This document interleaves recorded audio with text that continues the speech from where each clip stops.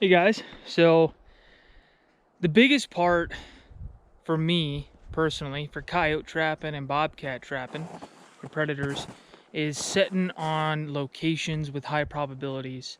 I think it's more important than the bait, than the lure, scents, anything, is setting on locations where a lot of animals are passing through. If you have snow, that's awesome, you can see their tracks.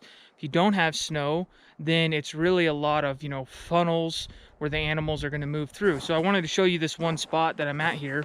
So this is a private kind of logging road up on this big chunk of timber here, and it comes up from this bottom. Now this is a wetland bottom down here, as you can see, and there is a lot of food down in this valley. Okay, this right here is a natural kind of shelf that runs all the way for a couple miles. So coyotes and bobcats and stuff that are going from the bottom to the top up here, they're going to use stuff like roads, okay? But they're also going to use things like this. This is a natural kind of feeder creek in the spring, but also a V-notch in this shelf, and it comes up from the bottom, and it comes up, and as you can see, it dips right here. And there's a super well used trail for deer, everything that comes right up here. So we have the V-notch coming up, and we have this logging road coming this way, and this is from the bottom. I'll take you guys up to the top up here.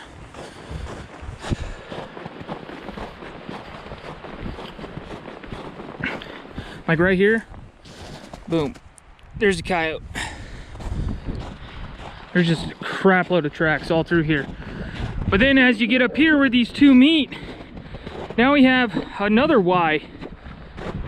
There's a Y that goes straight out that way, and then there's this one which runs the shelf. So it's basically a four corners. So I'm gonna put two sets here. Honestly, you could put probably 3 or 4. I'm gonna put a flat set probably right up in here, and I'm gonna put a dirt hole right over there, that nice funnel spot. So I'll get those two in and see if we can't connect on at least one coyote here. I think this is, this is one of the best probability spots you can find. So I don't know, we'll see what happens. Okay, so I'm putting the dirt hole here. We got the road on that side, the V-notch on this side, and it's a great spot. They don't have to go far. This is a rock I'm gonna use as my backing. Trap bed's gonna be right in here. They're probably gonna want to dig at it from the high side, but I'm gonna angle it so it forces them around. I'm just gonna dig out my trap bed. We have super rocky soil.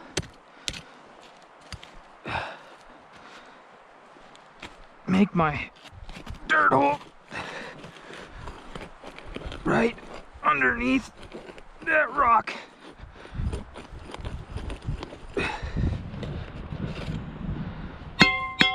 Nice big dirt hole, deep, so they really have to work the set to get at it. Already got my trap anchored off to that tree. Just gonna make this all nice and clean.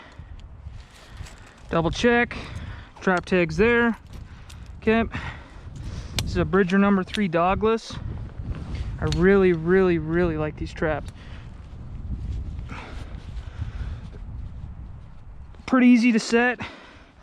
Come base plated, night latched, all the works.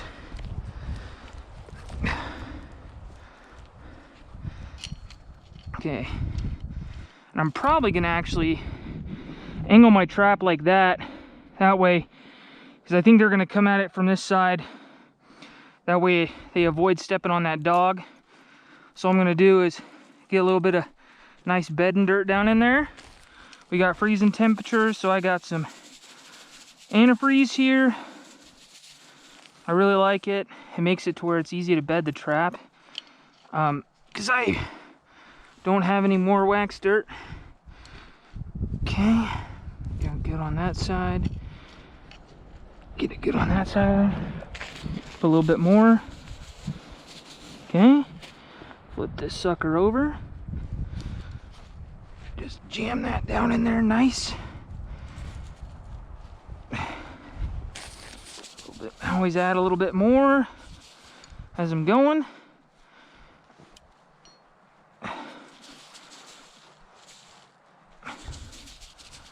Okay.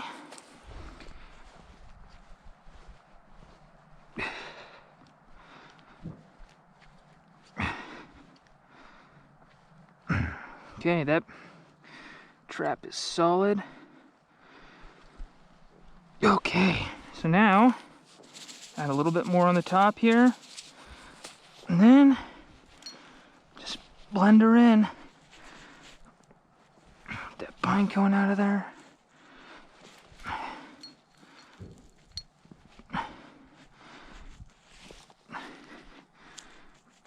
Oh shoots, that's not good. Don't want that right there.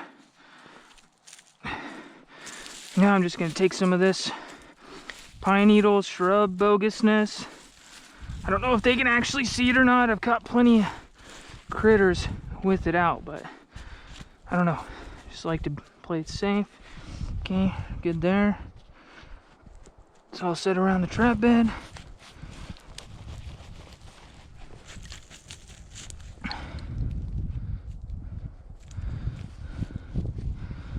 Okay, all I gotta do now, throw some bait and some lure down in there. And that's it. Right here is a road. This is public land to the left side of this fence. Goes down and it runs the edge of this field. And this is just a knapweed field, but there's a tree line. And I don't know if you can see, but there's some big hay fields on the other side, all the way to that far ridge line over there. So this is a great spot where yotes and bobcats that are living over in the thick forest are going to be running these logging roads that way and this way, and they're going to be crossing into these fields, hunting, all that sort of stuff. So this is a good pinch point right here, because any yote that, or coyote that, bobcat that's coming off this public land is most likely going to come through this T right here. There's a bunch of coyote tracks right over there, and there's a set of bobcat tracks in the snow down in that timber coming this way. So, you know, might put one set down there and then one set right here, and then go down that way farther and put another set. But this is a good spot for a dirt hole. It's right at a pinch point. Like it better than a cubby because I can get a coyote in as well. So, well, look at that. We got a yote right there. Let's go check him out. Well, here we go. Looks like a younger coyote. I'm gonna dispatch him real quick, and then I'll show you guys the remake. There's the coyote. I had the trap bed originally right here, and man, he completely obliterated that thing. Wow, that's the most damage I've seen done. You can see there's peat moss mixed in with this dirt here, so I'll probably put it back in there. But younger coyote looks like.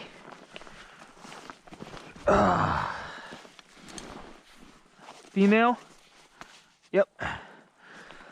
Younger female, Bridger number 3 dogless. Look at that. I mean, that's a perfect catch. Oh,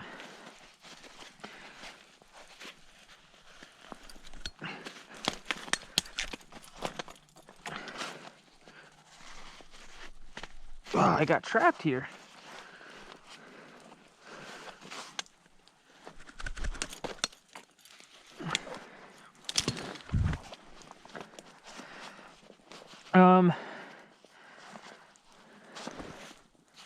Oh, we got some rubbing. That might have been just from them freaking out. It is a little bit late, but not the best looking fur. But this thing's been soaked Well, I just drove up to this set right here, and I was actually about to rebait it because I saw a coyote came by.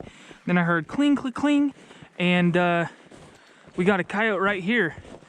This is at that four-way spot that I had told you about. So I'm gonna dispatch this coyote real quick.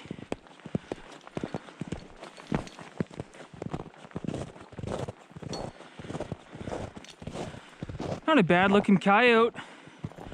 A lot better than the last one, that's for sure. So I'm gonna dispatch this yoke.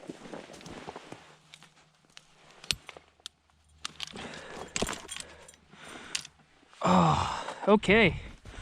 Well, here's the coyote right here. Another catch in the Bridger number 3 dogless. These traps are friggin' just, I love them so much. So it was a nice paw catch right there. Try not to have him bleed all over himself. But really pretty coyote. Really pretty compared to that last one, that's for sure. And it's another female. So 2 females out of this population of coyotes. That's good.